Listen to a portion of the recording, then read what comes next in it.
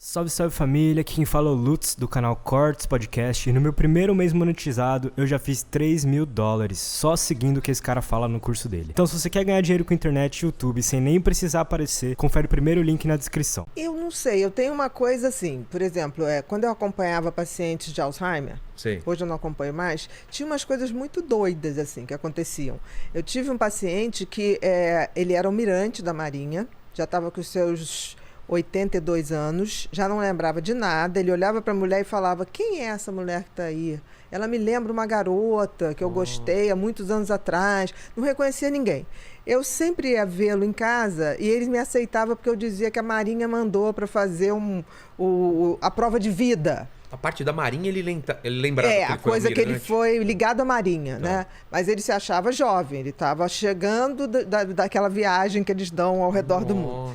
Então, ele me aceitava. E teve uma vez que o filho mais novo dele morreu. Aí me ligaram falando: doutora, vem pra cá porque a gente tem que dar a notícia. Aí a mulher falou: gente, mas ele não lembra nem de mim, vai lembrar do filho, não vai ter nada. Mas eu fui lá. Quando eu cheguei lá, aconteceu uma coisa muito interessante. Ele estava lendo o jornal e aí eu falei: bom dia, papapá. Ele olhou para mim, baixou o jornal e falou assim: um pai não deveria viver para ver um filho morrer. Sem você ter dado a notícia? Nada. E aí eu falei assim: alguém falou nada. Aí ele falou: eu quero ir ao enterro. Aprontamos ele, ok, tá, não, o senhor vai, papapá. Chegou no velório, ele estava lá. Ninguém tinha dado a notícia, enfermeiro, ninguém. Nada. Nossa. E aí chegamos no velório, ele tá lá, de repente ele fala assim: o que eu tô fazendo aqui? Quem é essa pessoa? Quero ir embora, eu quero voltar para minha casa. E ele já tinha se perdido várias vezes, que ele saía, pegava um táxi e falava: me leva para Copacabana. Ele morava em Copacabana. Nossa. O Copacabana que ele dizia era a Urca. Sei. Ele queria ir para o cassino da Urca, né, na memória dele. Então era uma loucura. E eles têm flashes, algumas vezes é como se ligasse e desligasse. E aí eu fiquei pensando: gente, deve haver um lugar no universo onde tudo que a gente vive é como se fosse uma nuvem. Mas eu imaginei isso antes de ter iCloud, tá? É um acesso... Que aquilo baixa. Tá gravado. O cérebro é como se fosse um aparelho de rádio. Você tem um lugar que está arquivado. E você pode sintonizar esse lugar. Porque quando você vai perdendo a memória ou tem uma doença como Alzheimer, o que acontece é que o aparelho cérebro para de captar essa transmissão. Não é que apagou, tá lá. Tá lá. Exatamente. Por isso que de vez em quando funciona e fica todo mundo. Como um HD avariado. Exatamente. Agora, como que ele anteviu a notícia, não sei. Não sei também. Porque várias vezes ele de vez em quando lembrava de alguma coisinha e apagava de novo. Ligava e apagava. A mente é uma coisa... Esquisito. Você, mais do que eu, deve achar fascinante a mente. Porque a gente tá numa época muito maravilhosa de descobertas e avanços, né?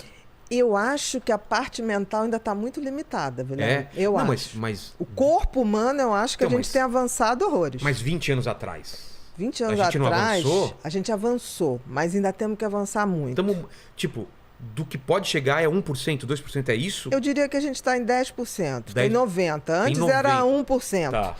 Porque hoje eu acho que a grande revolução no estudo da mente foi a tal da neuroimagem. O que é a neuroimagem? Você não faz ressonância para ver o fígado, para ver o coração? Quando a gente começou a fazer a ressonância do cérebro, no início você falou assim: sim, você está ali o órgão cérebro. Depois começou a se descobrir que você podia fazer ressonância estimulando o cérebro a funcionar. E aí você tem a tal da ressonância funcional. É aquilo que o pessoal fala: acendeu essa parte, acendeu essa... Isso. E aí o que você faz? Você põe uma pessoa nesse exame e aí você começa a projetar milhões de imagens. Então você vê a hora que você aciona áreas ligadas a afeto, áreas ligadas à raiva, a nojo, a repulsa. E aí vai mapeando. E aí você vai mapeando. Mas mais do que isso, perceberam que isso era igual a outros humanos. Exatamente. E perceberam, olha que coisa interessantíssima, que os psicopatas, eles têm o cérebro não funcionante na área do afeto.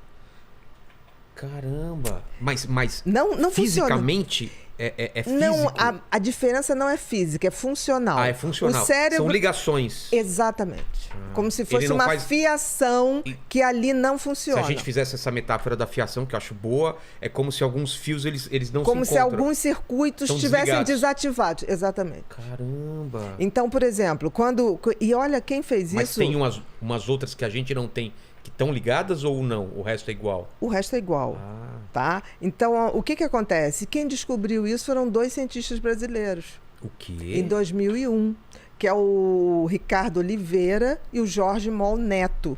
O que eles fizeram? Eles fizeram um estudo, exatamente, a ressonância magnética funcional em psicopatas e não psicopatas. O que eles fizeram? Pegaram um grupo, tá? De 20 psicopatas de sistema penitenciário, fizeram isso nos Estados Unidos, que aqui eles não podiam fazer. E fizeram não psicopatas, pessoas comuns. O mesmo teste. Então eles ligaram o cérebro a um grande computador, botaram dentro de uma máquina de ressonância e eles começaram a botar assim, um pôr de sol no arpoador com uma música de Tom Jobim. O que despertava nas pessoas? Uma coisa de paz, de harmonia, o sistema límbico ficava relaxado, zen. Aquilo, e botava assim, iam sucedendo cenas. Uma criança sendo estuprada, depois voltava com uma cena de guerra, alguém explodindo. O que acontecia? As pessoas que não eram psicopatas, elas reagiam, o sistema límbico, o sistema emocional, reagia com extrema repulsa àquelas cenas de violência contra uma criança, violência contra alguém, com animais. E no psicopata, a mesma reação do sol se pondo no arpoador, com Tom Jobim, era a mesma pro resto. Não mudava? Não mudava. Pelo contrário, quanto mais dantescas as coisas, acendia uma área que lembrava o prazer para as pessoas, quase um orgasmo.